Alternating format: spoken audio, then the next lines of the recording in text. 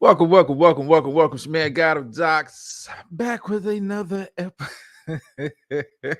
back with another episode of the Audible. We are here to break down the latest and greatest from the world of the NFL. As always, we are here every Tuesday and Thursday. Maybe doing a show on Friday, maybe doing a Freestyle Friday show. Maybe not. I don't know. Working on some stuff. Brother got a lot of homework. I got a lot of stuff juggling. Of course, I got the stuff in the other space on Fridays and Saturdays, and we'll be soon. Probably start of next year. We'll be doing a whole nother channel, some whole other stuff. So brothers working, man. Brothers working. So, but we're gonna get into this week's NFL action. How you doing, beautiful? Welcome to the show. Start with the biggest game of the week: 49ers against the Eagles. Eagles cry. Bruh. Eagles thought they had some going on. Eagles thought they was on top. I was hearing all of this about the Eagles about to run the table to the Super Bowl. They were the team to beat. Wrong. Oh, you guys got smoked at home. And I just want to say this. Congratulations to the San Francisco 49ers.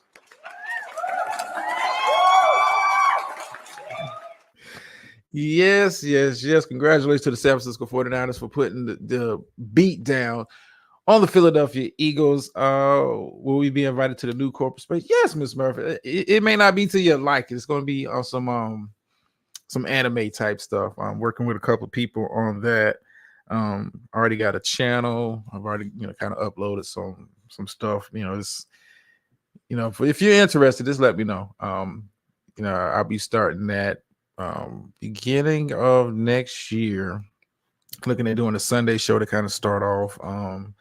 Since you guys are over here in this space, I'll let you know. Working with the good brother Germ and Slander. Well, we're gonna be kind of doing a show over in that space. Looking at Sundays as being kind of like the rotation. Working on some things with that, but yeah, we'll be doing that starting in January. We kind of rolling out that shit. Yeah, I told you, man, brother be working, man. Brother be working. So I already got them on board, just working on some particulars as far as like production wise and stuff like that. So yeah. But back to these games. Eagles got smoked. Eagles got dominated in every way you can think of. And a lot of the issues that I have been talking about with the Philadelphia Eagles, yes, you have been winning despite of, but I've been saying it all season. It's something seems to be off. This game really turned on its head. Really after the first quarter. First quarter was more of a kind of a feeling out phase for the 49ers and the Eagles. And then, San Francisco got into the bag. And one thing when you're watching San Francisco's offense, even with, the entire team of San Francisco, I would say this, in my opinion, San Francisco is, when they're locked in, the best team from top to bottom in the NFL. When we're talking about the amount of playmakers that they have on both sides of the ball, it's hard for any team to kind of really match what San Francisco is downright scary. Because when they're clicking, it's not like the offense has to carry the defense. The defense has to carry the offense. This is a complete team. I know they went through a rough stretch after the hot start, and I think they've kind of gotten it together. This is not a team to be taken lightly. And in my opinion, San Francisco 49ers, after the dismantling of the Philadelphia Eagles, who still technically, quote unquote, for the time being, have the best record. And I can't wait to Thursday because we will be breaking down Cowboys and Eagles.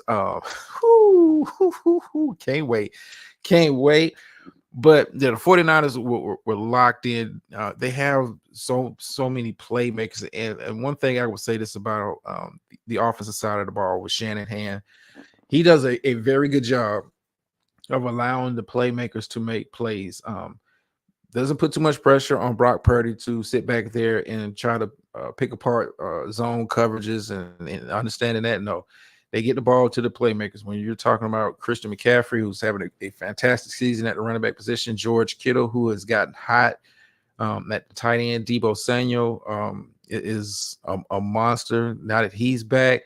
You have Brandon Ayuk. They do a very good job of getting the ball to their playmakers, and those playmakers are making plays. On the offensive side of the ball, it was a workshop. It was a workshop. I think we can all agree the Philadelphia's defense is kind of taking a step back from the defense they had last year. This team just not, to me, and when I'm watching the Eagles, this team does not get after it as well as they did last year on the defensive side of the ball, and it's showing. It's showing. Part of the reason they went out and was very aggressive in bringing in Shaq Leonard. I talked about this throughout the season. They're very weak at the linebacker position, and that back end of that secondary has been getting exposed on a very consistent basis. Philadelphia, still a good team. I'm not going to say they're trash, but they look like trash Sunday playing against the 49ers, who came out there with a purpose, with an agenda, and knocked them boys in the mouth, got them out the box. I'm not going to, beat them up too much. Yes, I am. Yes, I am. What was the reason? And I would say this. Somebody's got to explain to me. Jalen Hurts goes out for a stretch of that game with an injury. You're getting blown out. Why bring him back into the game late? It looked like some stat padding. Somebody, you Eagles fans, explain to me why Jalen Hurts was back out there in a blowout game. Bruh. Is he trying to get hurt? I think the dude is nursing an injury that hasn't been reported. I think it's something that'll come out during the offseason. He'll have some kind of offseason surgery on something. Jalen Hurts doesn't look right, but Philadelphia Eagles, I talked about this extensively, even in their wins. This team is not really built to be a passing team. This is not if Jalen Hurts got to drop back 40 to 50 times a game for you to win on a consistent basis, something is wrong, and it's not a recipe for success. This team's very successful when they're able to have a balance between the run game and the pass game. This is not a team that's kind of built. They have talent. You have AJ Brown, who had another good game. You have Devontae Smith. You have guys on the outside, but this team works well when you're able to run the ball. You saw a little bit of that in the first quarter. They were able to run the ball, kind of sets up the pass, it sets up the RPO, makes Jalen Hurts' job a lot easier. It tires out the defense. When he have to sit back there and just be chucking it, this is not a good good offensive team. Not a good offensive team. You need that balance, and I understand. It's the same thing with my team. We'll talk about them in a second. You have to have the threat of the running game to really kind of balance the offense out. Yes, you can be a passing team, i.e. Miami, who we'll be talking about a little bit later in the show. Right now, looking like the beast out there in the AFC. But you have to have a consistent running game. You got to be able to run the ball, and you don't necessarily have to have a 100-yard rushing game by your running back, but you got to have consistent carries to keep the defense honest. And Philadelphia, when they're successful on the offensive side of the ball, is when they have the threat of the run, have the RPO, the play action game works. When you deviate from that, thinking you're just going to be chucking it across around the field, your team is not really built like that to consistently be successful. And once again, the most impressive performance Sunday has to go to the San Francisco 49ers. Congratulations to them again. Breaking down some of the other big games that happened over the past week. Of course, you had the Thursday game. We kind of touched on this a little bit on Friday. I said we were going to kind of bring it back here and really focus in on it. Cowboys win at home against the Seattle Seahawks. I'm a little concerned. I'm a little concerned that Dallas is getting a little bit overconfident, not playing. That wasn't a very good game. Yeah, we scored 41. But it wasn't a very good game, especially on the defensive side of the ball.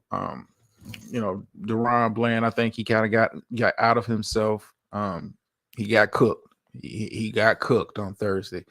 He got cooked, and that no, it wasn't like he was playing against subpar receivers, because I talked about it, going into that game. Seattle has a very good team, has a very good offense, have very good wide receivers. Metcalf is a monster on the outside. I think any cornerback in the league will have a hard time covering him one-on-one consistently throughout the game, and thinking you're going to stop him. Tyler Lockett on the outside, but they picked on DaRon Bland.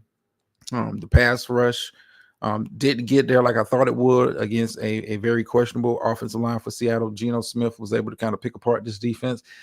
I'm not overly confident. I mean, we won, but I'm also a fan of the team, but I'm also an analyst. We won. Dak looked good. I think Dak is, if he's not at the top of your MVP board at this point of the season, he's very much in the conversation. Dak has been on a roll. Kind of got away. I would say this. I think due to Seattle being able to put together drives like they were, he had to lean on the pass game a little bit more. Tony Pollard, to me, just and I've been saying this all season, does not seem like he's 100% healthy.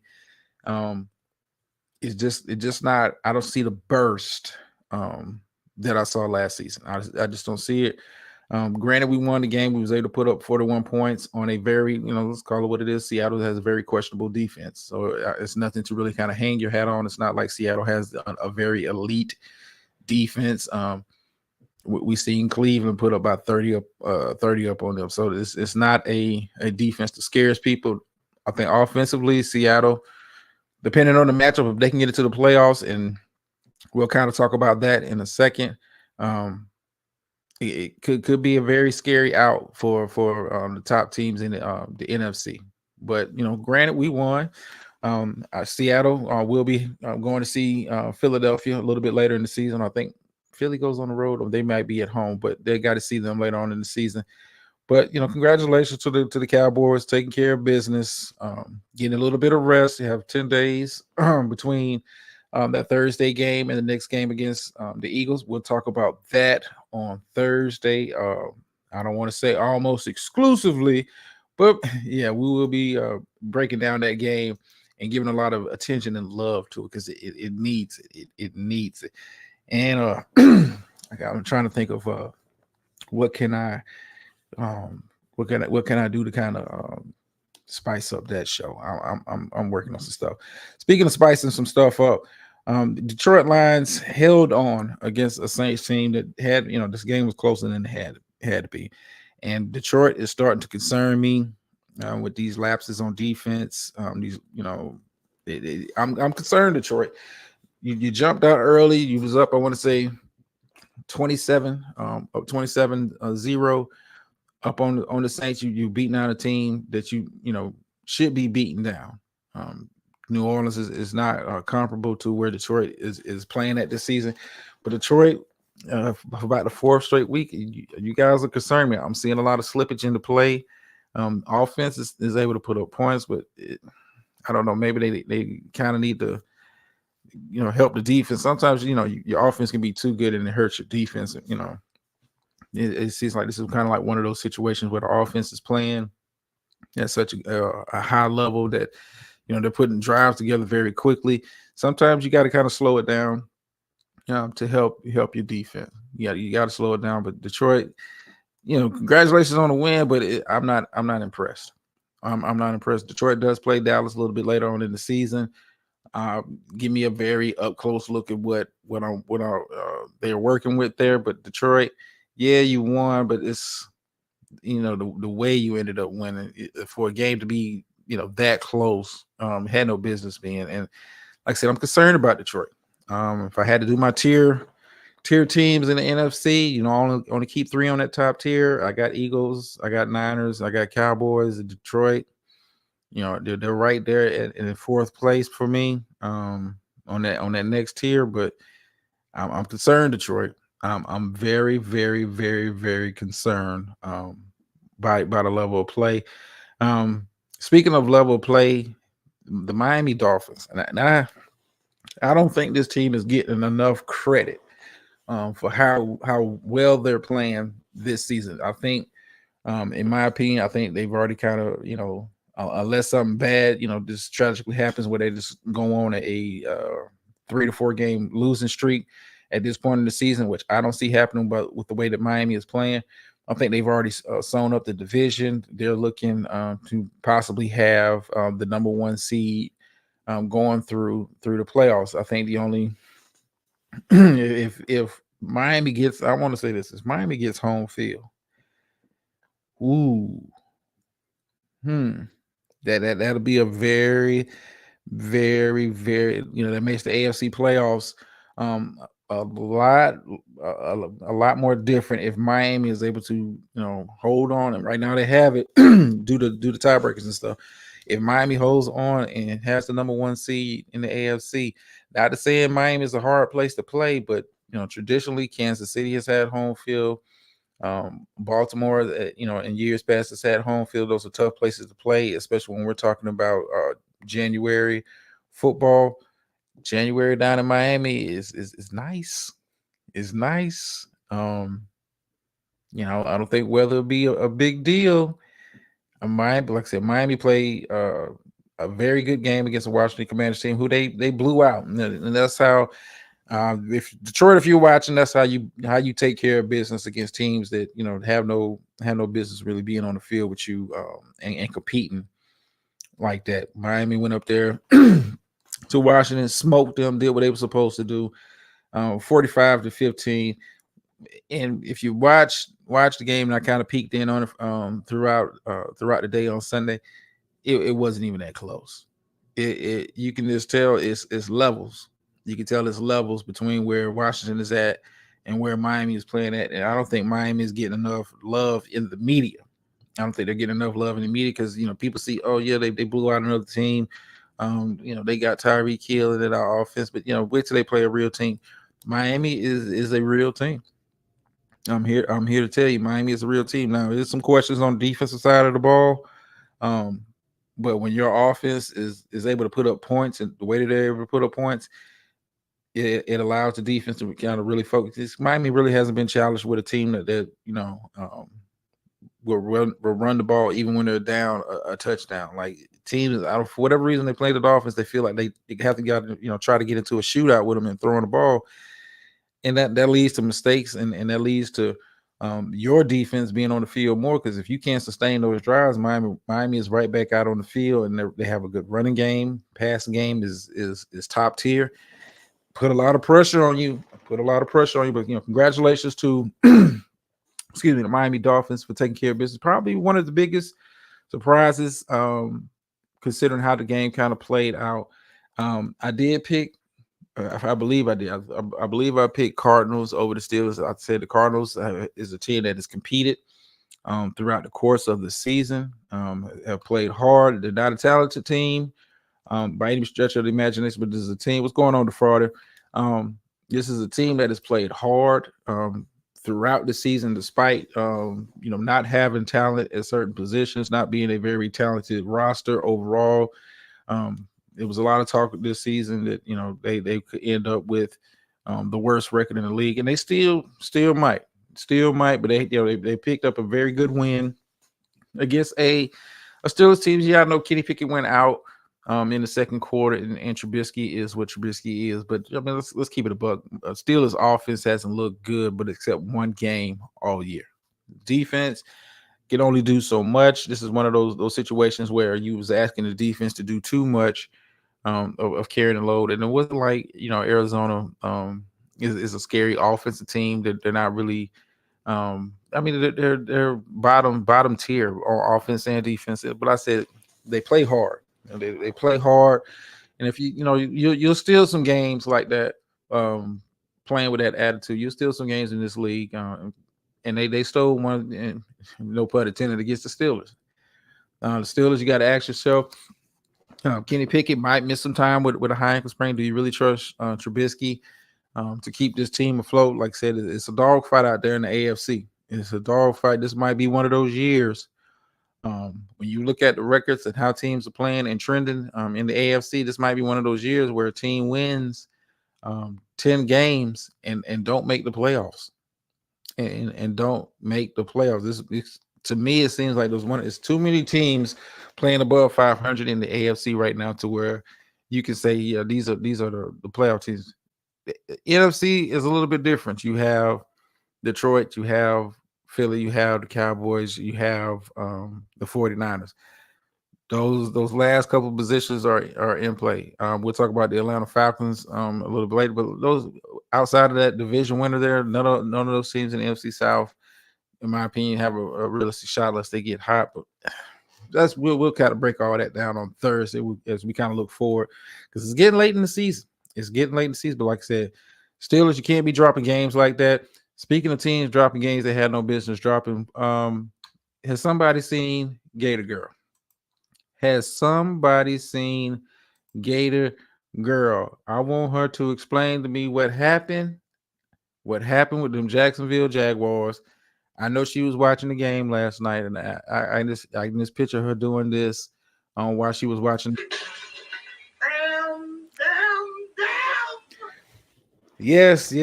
Jacksonville at home lose against the Cincinnati Bengals with the backup quarterback. And I will say this: I watched the game. I was expecting Jacksonville to go out there and make a statement. This is their first Monday Night Football game, I want to say, in about 10 plus years.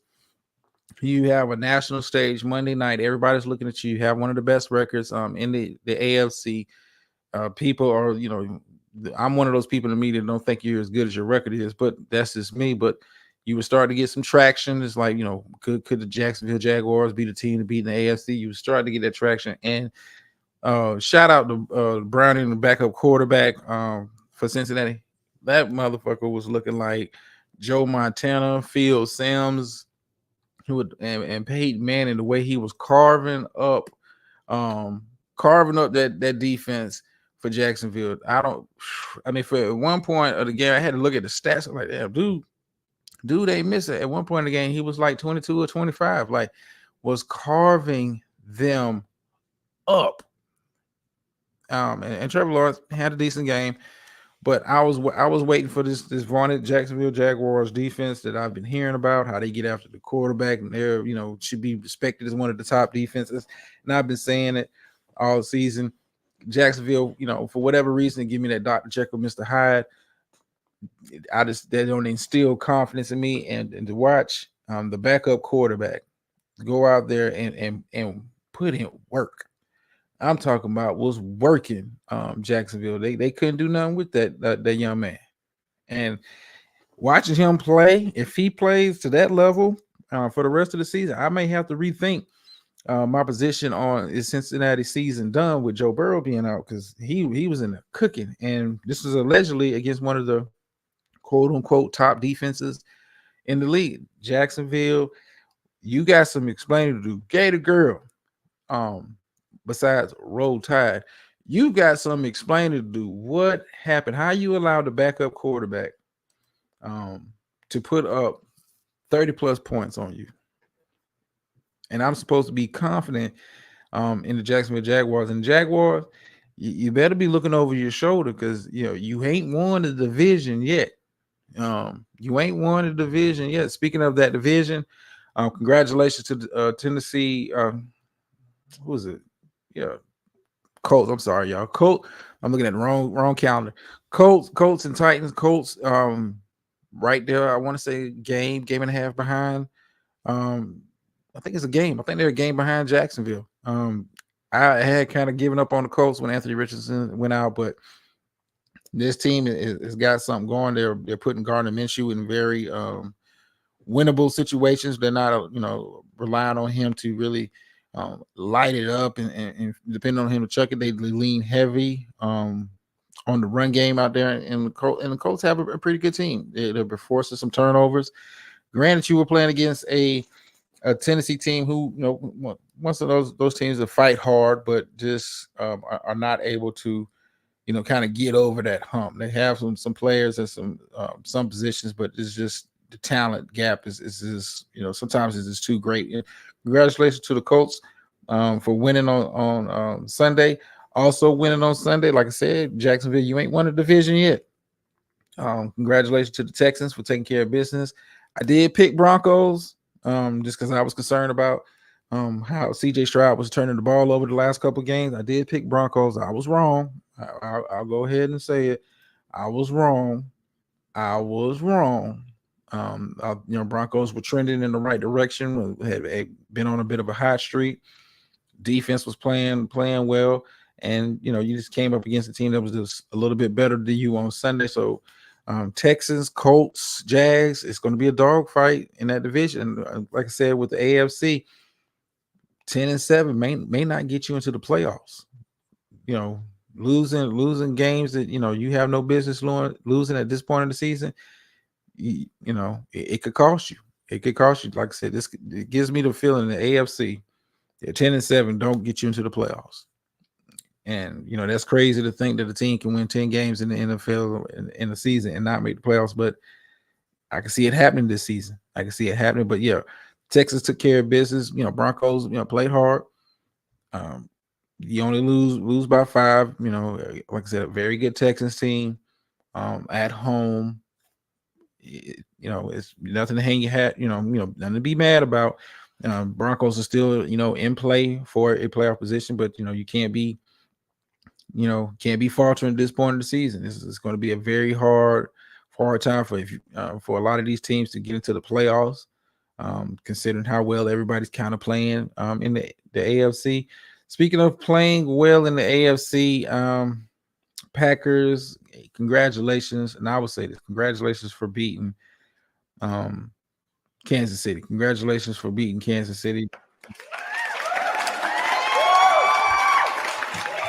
Over the last 3 games, Jordan Love has looked good. Chiefs have been kind of up and down. At times they look like the best team in the AFC. Other times they really don't. I'm concerned. I'm not gonna lie to you. I'm concerned to a degree. What's going on with Kansas City, especially on the offensive side of the ball. I think that's the most perplexing thing when you've been watching them play this season. Like, you was waiting for the offense to kind of get it in the gear, click. Had a lot of players returning, but it just has not been consistent enough. I think the only thing that benefits Kansas City, you're playing in a trash division. We'll kind of talk about that trash division a little bit later in the show. But Green Bay is making a late push. It's making a late push for one of those playoff positions in the NFC. I wouldn't want to play the Packers. Like I said, Jordan Love seems like he's kind of like found a groove. I think he's kind of getting it. And he's making plays, and he's and it's a Green Bay. I'm telling you, you guys heard it here first. I'm gonna say this on record. You guys heard it here first. I know you. If you've been watching the show here and in the other space, you guys know how I was feeling about the Detroit Lions. Something with Green Bay, and it may not be this season. But Green Bay gives me that same kind of feel that I felt with Detroit. This is a team that's eventually going to figure it out, and this is a young team they have in Green Bay. Jordan Love over the last 3 games is looking like he's getting it. He's the game is slowed down for him, and he's playing at a very high level over the last 3 weeks. For you to kind of take care of business against a very good Chiefs defense, but it didn't look like a very good Chiefs defense. Yeah, it's just my opinion. Just the eyeball test. Green Bay, I'm watching them for the rest of the season. Green Bay, could be on their way back to being one of those better teams in the NFC. It may be sooner than later. It may be soon. So you heard it here first. Packers. I could see Packers if they get into a playoff game, and let's say they're matched up against Detroit. I'm not sure if I pick Detroit. I'm not sure I picked Detroit. Green Bay's got something going on. The defense is playing well. A lot of people are not, really talking about them because, they're not sexy anymore. They don't have any household names, but keep your eye on the Packers for the rest of the season. Keep your eye on the Packers for the rest of the season. Another team to kind of keep your eye on for the rest of the season, the Rams. The Rams go out there, take care of business at home, smoke the Browns, who, AFC, you cannot be afforded losing games at this point of the season. I get you guys got injuries, but hey, you got to take every game serious. Don't overlook teams, and I think people, you kind of like the Rams. There are people overlook them. I'm not. Yeah, we smoked them when they played us. But I'm encouraged by what they got going on out there in LA with the Rams. Stafford is playing well. I like the receiving core. They're getting the running game going a little bit. Defensively, it's still some room to grow, but they got a lot of young players on that side of the ball. They got a lot of young players on that side of the ball. If I'm the Rams, like I said, Rams over 500 could be in that fight for one of those playoff spots. But I'm looking forward a little bit to the offseason with the Rams. I may be looking to see what I can get for Aaron Donald. It seems like he's kind of taking a step back a little bit this season, and go full fledged with the movement that they got going there. But Rams, surprising a lot of teams right now. Surprising a lot of teams. I know, like I said, they're not sexy. They don't, have sexy household names like that people want to tune in and watch. But keep your eye on the Rams. Those two teams, I would say this: Packers and Rams in the NFC. Those are the two teams I'm kind of keeping a real close eye on to see how they finish this season. I do think at least one, if not both of them, have a good chance of making the playoffs. I think with the NFC South, and we'll talk about the Falcons in just a second, where I think with the NFC South is going to be one team. I don't see Tampa Bay. It's only going to be one. Right now it's looking like the Falcons, but that can change on a whim with the NFC South thing. Only one team gets out of that division. Obviously, you have 49ers, Eagles, Cowboys, Lions. Those are the other 5 spots, and I think the other 2 spots could possibly go to those Rams and those Packers. I'm watching both of them now. I want you guys to kind of keep an eye on them for see how they finish this season. Because I don't think if they get into the playoffs, it's not going to be an easy out with either one of them. And I think it's going to, with the NFC, seeding is going to be very important. That's why this game against the Cowboys and Eagles is going to be very, very, very, very, very key to how the rest of the season plays out. I think seeding is going to be more important in the NFC than in the AFC. And the reason why I say that, because we're talking about matchups and styles like that. Rams, I think their style of football matches up with certain teams a lot better. Same thing with the Packers. I think their style of football matches up better. So keep an eye on that. I said we want to talk about those Falcons. Congratulations to the Falcons fans out there. You beat at this point, historically inept offense with the Jets. This talk they may be going with Trevor Siemian at quarterback, which would make the 4th starting quarterback they've tried to bring out here this season. I think the Jets, at this point in the season, the Jets, you're not making the playoffs. Go ahead. I was put Zach Wilson out there and kind of let him advertise his services and see what you can get in the market for him in the offseason. He's not your starter. He's not your quarterback. What's going on, Doe Eyes? Yes, you missed the starters. Yeah, that's him on the phone calling for help. I guess. And that's him. What's going on now? The game bird hunt season is going great, boys. Yes, it is. It is. And I for you Niners fans, I want to see you guys again. If you're new to the show, I'm Cowboys all day long. I want to see you later on. I want to see you in the playoffs.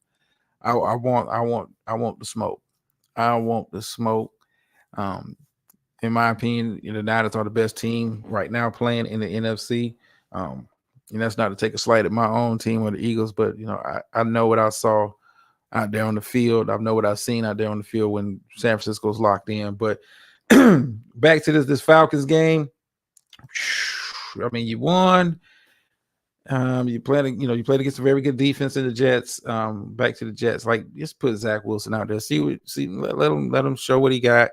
And if you can't do anything to hurt his trade value, unless he just gets worse. Which I don't. This is a bad team. This is a bad team. In the quarterback play.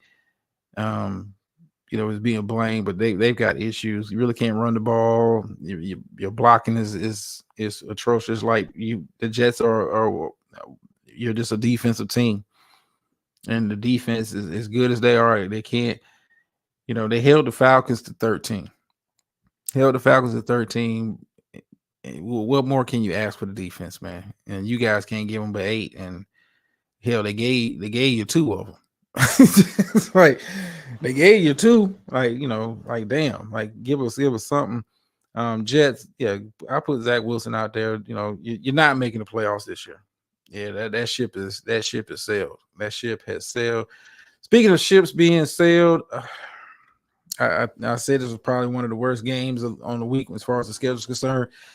And any of you Chargers fans out there can explain to me how you was only able to put up 6 points on a Patriots team that is clearly headed down the toilet, has no direction. Nobody knows what the future looks like out there in New England. You was only able to put up 6 points. I've been saying this since last season. You've been watching the show since then.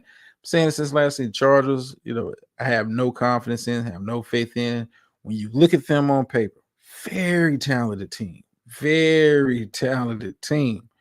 When you talk about skill positions and all of that, they're good on Madden. I would say that they're good on Madden, but in real life, this I think the head coach is out of here. Once the season is over, I mean, you have at this point you got to get him out of here. He's gone. He's a lame at this point. He's a lame duck coach in my opinion. I don't think he makes it to next season. And if he did, somebody needs to check ownership. Because dude is not it. And this team, when you watch the Chargers play and the Patriots, this is a team you're supposed to be like, hey man, we need to get our mojo back, get our rhythm back. Let's go up here and smoke these guys. And you struggle. Now I watched that. I watched portions of that game. It was a struggle. You struggle to put 6 up. Defense did what they're supposed to do against a trash Patriots offense, held them to 0, and you guys only put up 6 points. 6 points. Like for me, Chargers, your season is over. You might as well start looking around the league, see who's available, possibly in the off season to bring in.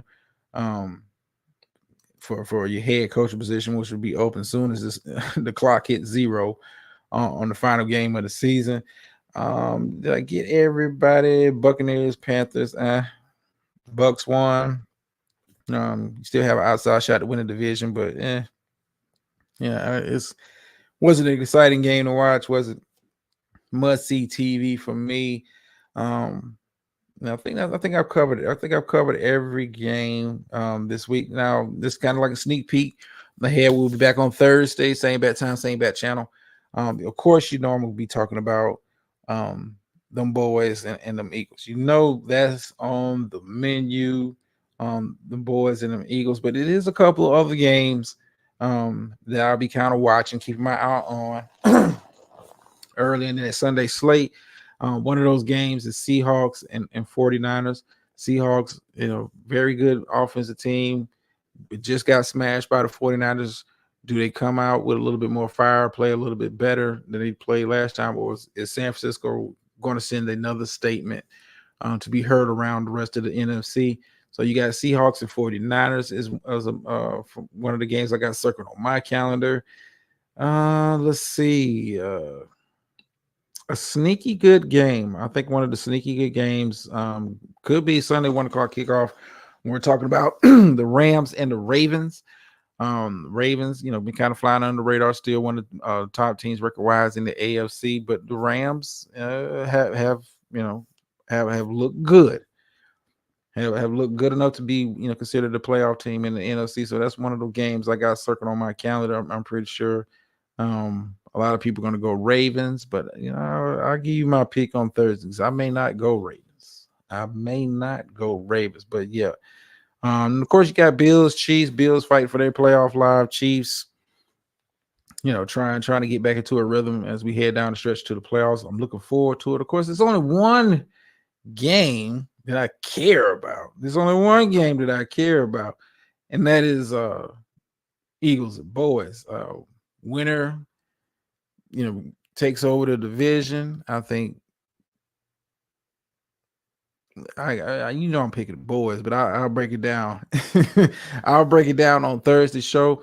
As always, appreciate everybody. Like, share, subscribe, leave comments. If I talk trash about your favorite team, I don't apologize. I'm sorry. I'm just doing the analyst job that I'm doing. But yes, Miss Murph. Yes, Miss Murph. I'll be on the lookout for you with a flashlight in the dark. I'll be looking out for you because I want to make sure you're in attendance on Thursday. As I do a very detailed breakdown on that Eagles Cowboys game. Is Jalen Hurts as good as advertised? Is Jalen Hurts the MVP as I've been hearing all season? I have yet to see it, but I'm not going to kick you back in too much. I do that on Thursday. Appreciate everybody for tuning in and listening. I'm NGR for the phrase that pays around here. Sometimes you win, sometimes you lose, but every time you learn. And I'm out.